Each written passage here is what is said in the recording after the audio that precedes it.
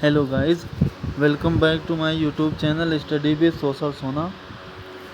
तो गाइस, जैसा कि मैंने कहा था कि आज का विज्ञान का अति लघुत्तरी सेशन होगा।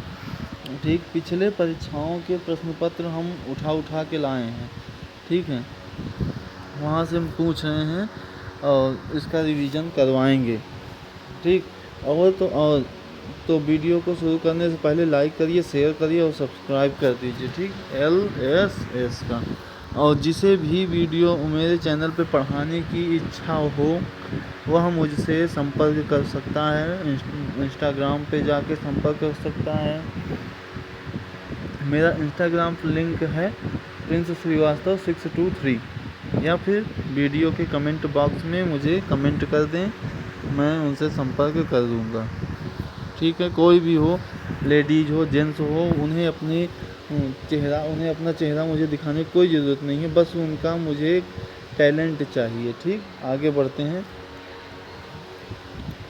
तो आज का पहला प्रश्न है, सर्वर का क्या अर्थ है? तो सर्वर का क्या अर्थ है? ठीक, तो दोस्तों, सर्वर का क्या अर्थ है आपसे पूछा गया है, तो कह सकते हैं सर्वर सेवकों का नेटवर्क है जो सेवकों को जोड़ने व सूचना आदान प्रदान करने का कार्य करता है। ठीक है, समझ में आया? जो सूचनाओं को आदान प्रदान करने का कार्य करता है और सेवकों को जोड़ता है। अगला प्रश्न क्या है, सर्च इंजन का क्या आशय है? ठीक, सर्च इंजन का क्या आशय है?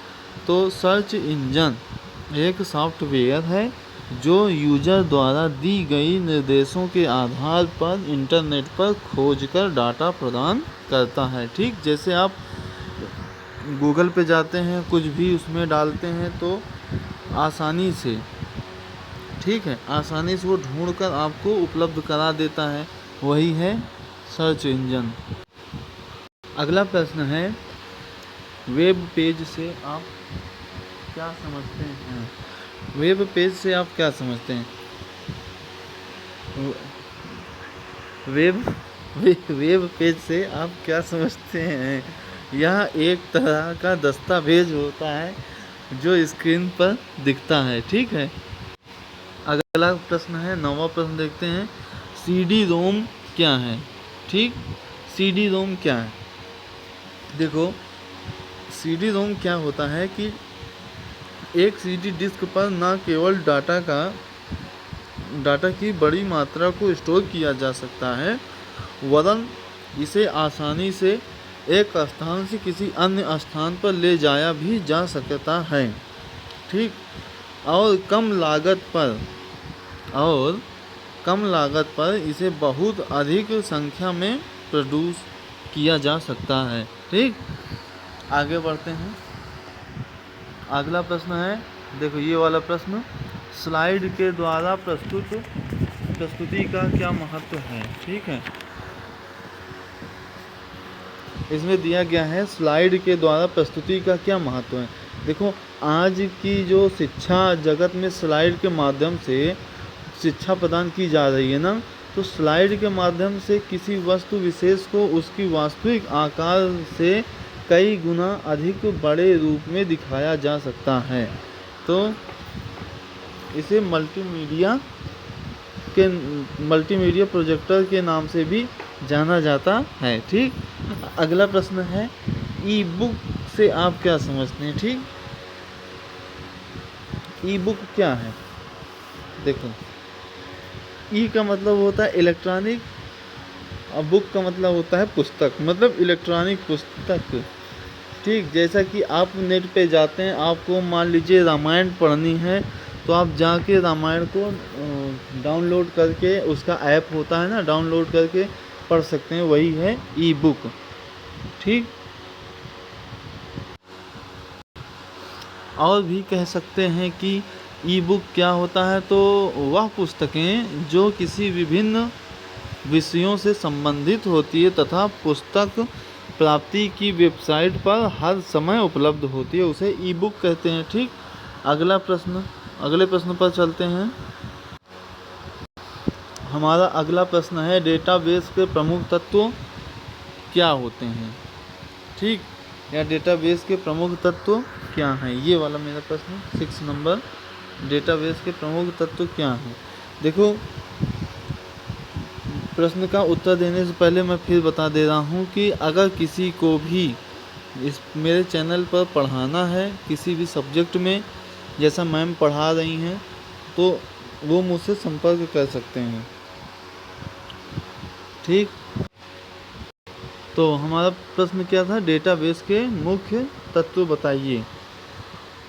डेटाबेस के तत्व होते हैं, जैसे डेटाबेस एलिमेंट्स किसी भी प्रकार के डेटाबेस को तैयार करने की महत्वपूर्ण टूल्स है, ठीक, जिसकी सहायता से आप डेटाबेस तैयार कर सकते हैं ना।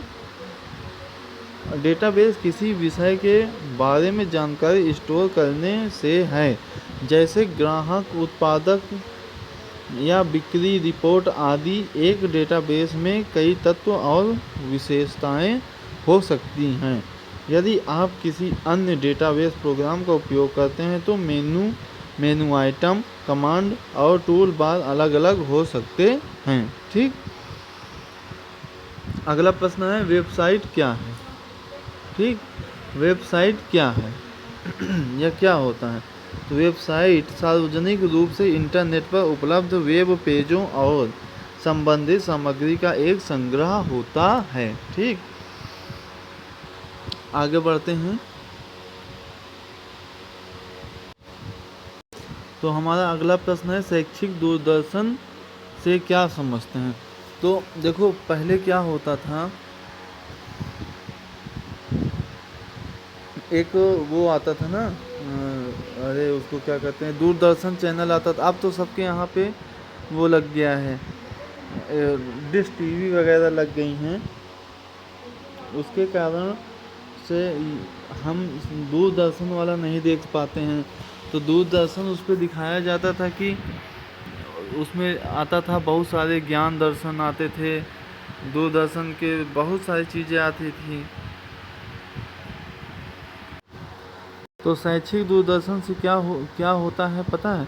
तो शैक्षिक दूरदर्शन जहाँ पर ज्ञान दर्शन का चैनल होता था, जिसे जिसे निर्माण मंत्रालय, मानव संसाधन विकास मंत्रालय, भारतीय प्रसार द्वारा प्रसारित किया जाता था, जिसमें परिवार में अनुदेशन, विद्यालय अनुदेशन, सामाजिक सुधार आदि का कार्यक्रम चलाया जाता था, जिसमें औपचारिक तथा अनौपचारिक काम होते थे। वही होता था शैक्षिक दूरदर्शन, ठीक। आगे है, डाटा माइनिंग से क्या तात्पर्य। तो डाटा माइनिंग से क्या तात्पर्य है। डाटा माइनिंग डेटा विश्लेषण का एक हिस्सा है, जहां पर बड़े बड़े डाटाबेस में से उपयोगी डेटा को ढूंढा जाता है। वहीं पर डेटा विश्लेषण में डेटा के परिणाम प्राप्त करने के लिए अव्यवस्थित डेटा का मूल्यांकन किया जाता है, और इस प्रकार से डाटा माइनिंग भी शामिल है, ठीक। अगला प्रश्न है, श्रव्य दृश्य सामग्री, ठीक। श्रव्य दृश्य सामग्री के दो उपयोग लिखिए, ठीक है। श्रव्य दृश्य सामग्री कैसे दो उपयोग लिख सकते हो। देखो, श्रव्य का मतलब है सुनना और दृश्य का मतलब होता है देखना। देखो, श्रव्य दृश्य सामग्री के दो उपयोग लिख सकते हो कि शैक्षिक श्रव्य दृश्य उपागमों में समस्त डिजिटल सामग्रियों को जोड़ा जा सकता है, जिसके द्वारा अधिगम प्रक्रिया को पूर्ण किया जा सकता है, ठीक। और क्या लिख सकते हो, व्यवहारिक रूप से छात्र जब किसी शैक्षिक पाठ्य सामग्री, गीत तथा कविता के माध्यम से सीखना चाहता है, ठीक। देखो, अगला प्रश्न क्या है, जॉब पोर्टल क्या है ना। देखो, ये अगला प्रश्न है, जॉब पोर्टल क्या है। तो वह पोर्टल जहाँ हमें जॉब के बारे में या रोज़गार के बारे में जानकारी मिलती है उसे हम जॉब पोर्टल कहते हैं। जैसे मॉन्स्टर या रोजगार.com या सरकारी रिजल्ट.com। ओके, आगे बढ़ते हैं।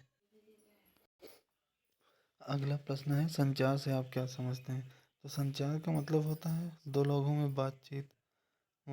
ठीक, संचार दो या दो से अधिक लोगों के बीच तटस्थ तथ्यों, विचारों, अनुमानों, भावनाओं और बातचीत में पारस्परिक आदान प्रदान को संदर्भित करता है। संचार का अर्थ होता है शब्द, संकेत, भाषण, व्यवहार आदि के माध्यम से संदेशों और विचारों को आदान प्रदान करना, संगम करना।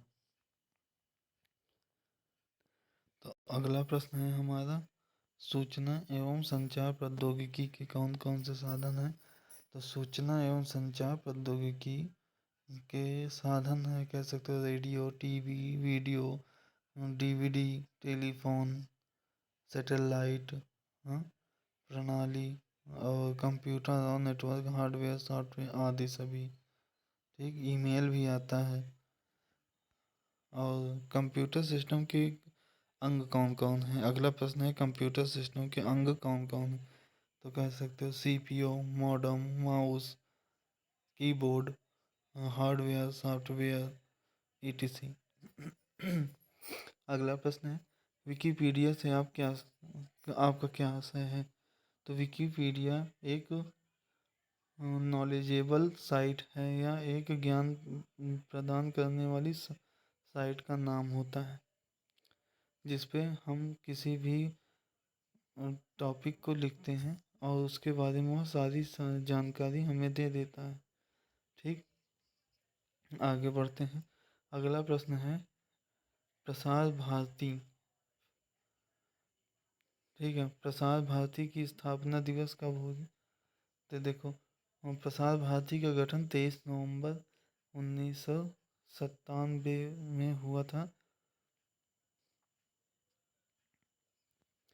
इसका मुख्यालय नई दिल्ली में।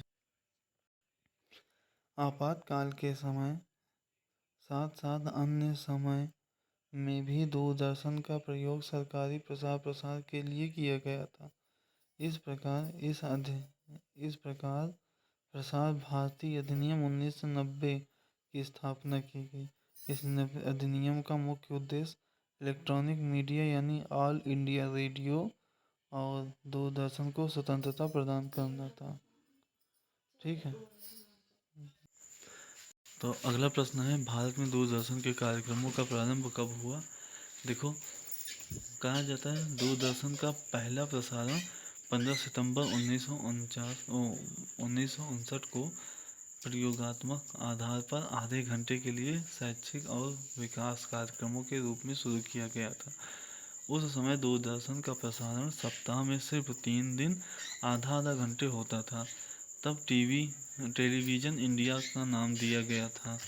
बाद में 1975 में इसका हिंदी नामकरण दूरदर्शन कर दिया गया। तो आज के लिए इतना ही, याति लघुत्तरी का सेशन था। तो इस वीडियो को लाइक करिए, शेयर करिए, सब्सक्राइब करिए। और जो भी मेरे चैनल पे पढ़ाना चाहते हो वो मुझको कमेंट बॉक्स में कमेंट करके संपर्क कर सकते हैं।